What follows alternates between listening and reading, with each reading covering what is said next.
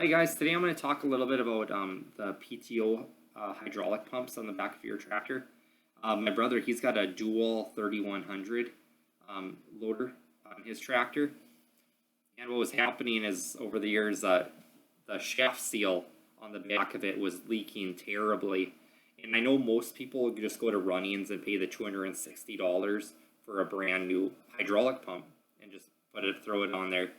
Well, my brother, he ended up just going to the dealership and he bought that new seal for the back of it, and then also his lift cylinders on the dual loader were leaking pretty bad, and just the price of hydraulic oil was just killing him. So he ordered the kits, and it was so expensive. I think it was like $150 for each of the rebuild kits for the hydraulic lift cylinders, and then it might have been over $100 just for that rear seal on there. On the actual hydraulic pump. And I called it my uncle because down on our farm on the reservation, they all grew up with the Case 930 tractors and the M loader tractors. So in all those tractors, they used to always have the PTO drive pumps. I asked them, I was like, do you guys rebuild those? Can they be rebuilt or whatever? And they're like, we always throw them away. That we didn't realize you could rebuild them. So I called up my brother, and because I was kind of worried about it, I was like, maybe you're better off just going to Runnings and buying a brand new hydraulic pump for it, or just buying one off eBay for $260. I think like it's Vevor is the name brand of most of them out there, or whatever nowadays. And he's like, well, I've already bought the seal and I spent a lot of money, so I just want to try this. So he went ahead and he pulled it off of the tractor. And he said there's your body, and he said there's a front plate on it with bolts on it and a rear plate with bolts on it. Well, I think he just pulled off the front plate where the shaft seal is, and he went ahead and he replaced that seal and put it back together. And he used the old O-ring on it, and he started up the tractor. And as soon as he engaged the PTO, it just killed the tractor, brought it to it killed the engine. And he's like, what the heck? So he went in and he pulled the hydraulic pump off there.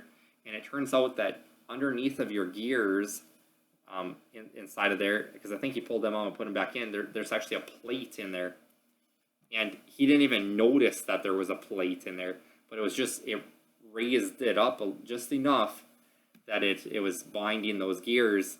So he went and pulled the gears back out. And with the new kit, there was like a couple like skinnier O-rings, because the original O-ring that was on that tractor, it wasn't even like connected together. He said it was like cut in half, and it was just went right up against it or whatever. I don't know if they used silicone or what, but he went ahead and he was able to take two O-rings from that seal kit for that hydraulic pump, and they weren't actually in the shape of the hydraulic pump or whatever. He just kind of had to bend them where they got to go into the valley there, into the slot, and put it back together, and fired it up, and it worked fine, and it's been doing good this winter here as a cattle tractor there for giving the cattle bales. But yeah, so the answer is yes, you can replace seals. You don't just have to buy a new hydraulic pump there. And then I also saw in some of the other forums there, because like another thing is, on there, it didn't say like how many gallons per minute it is. He thought he was gonna have to go to the dealership in case he would have had to buy a new PTO hydraulic pump. And on the forums, people said you can buy like a 7-gallon hydraulic pump. They have the 12-gallon, the 15, the 17, and then like a big like 23-gallon per minute pump. And I was like, well, maybe it's best to get the biggest one. And what a bunch of people in the forums said, that doesn't actually give you more lifting capacity. What your higher gallon per minute pump, all that it does is it allows you to lift your loader faster. And one guy, he commented that he bought a 17-gallon per minute one, and he said that when he's out there pushing snow, that it lifts it just too fast. He starts digging in the dirt and tries to lift it a little bit, and just is way up here. And then some guys were worried too with the hydraulics being that fast. If you get too big of a pump, that you go to raise it up and it would go and max out your cylinders so darn fast that it might blow the ends right out of your hydraulic lift cylinders.